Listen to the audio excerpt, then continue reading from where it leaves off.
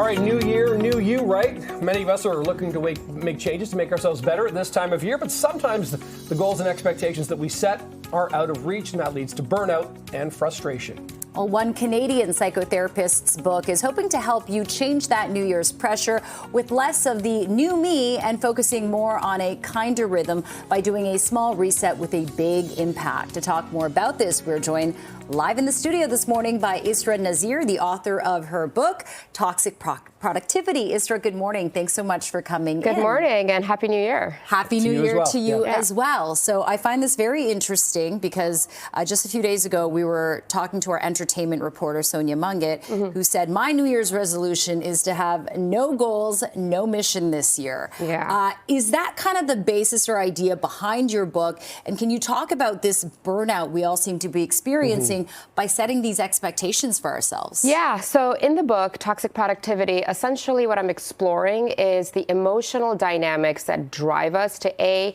never feel good enough, and B, to constantly feel like we need to do more. So it's an exploration of shame, comparison, perfectionism, and the identity pressures that we put on ourselves that lead us eventually to burnout.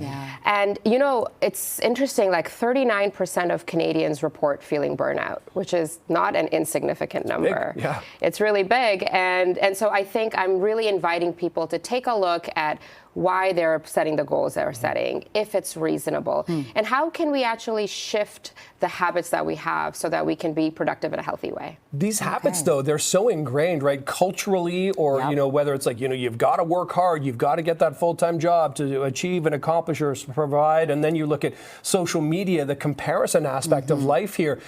What are some of your recommendations to kind of try to shut that out or reset your mindset?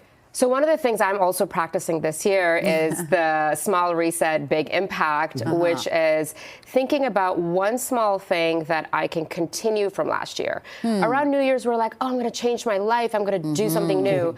But I think it's better to continue something that was working in the last year for you that you feel good about. And the other thing is to pause something that was not helpful. So stopping a small habit, shifting away from it in some way. And the final one is to have one grounding ritual at least once a week that is time for yourself. And it doesn't have to be like an hour. It can be 5 minutes of just quiet time off your phone, unstimulated. I like it. I really find that you're providing kind of small steps that you can incorporate that will lead to, like you say, a big impact. You're a psychotherapist. When you talk to your patients, what are you noticing as you know time goes on? We're obviously facing external pressures, but also internal ones.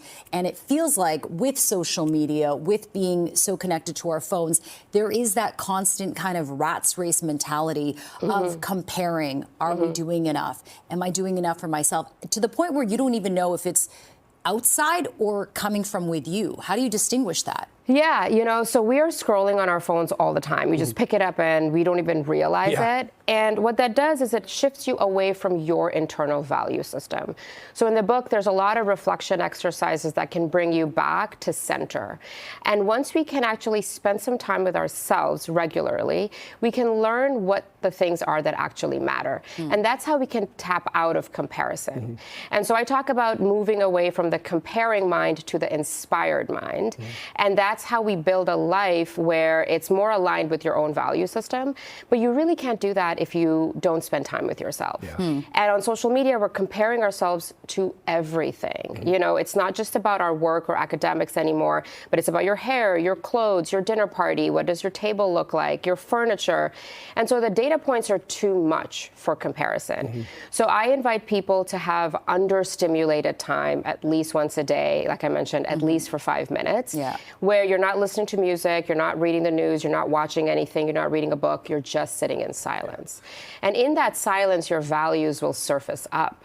And then you can ask yourself, am I doing the things that are actually aligned with these values that are important to me? How difficult do people that you deal with and work with find that? Because we are so overstimulated, so used to, like you said, casually picking up your phone and not even realizing that that's what you're doing. Yeah, it's very difficult. Honestly, even for me, so something I look at often is the pickup Like, the iPhone gives you that. Right. Yep. And it's quite alarming, actually, where I'm like, wow, I didn't even realize I'm doing this. And so I think what we have to do is we have to situate our environment to make that accessible for us. So keep the phone away from you, get an actual alarm clock, so that's not the first thing you're picking up. When you're working, keep the phone, out of sight. Try to go on walks without your phone if you can. Just little things that create a physical distance, which becomes a mental cue for you to kind of engage with yourself and not your phone. Okay, some very helpful tips. Israa Nasir, thank you so much for joining us, and I hope people get a chance to read Toxic Productivity. Sounds like a great book. Pleasure. Yeah, Thanks so thank much. you for having Appreciate this. me. Thanks for being Thank you here. for coming Good to see in. you. Happy New Year again, Happy too. New Year. Okay, so that is Wellness Wednesday for this week. We're back with more CB24 Breakfast right after this.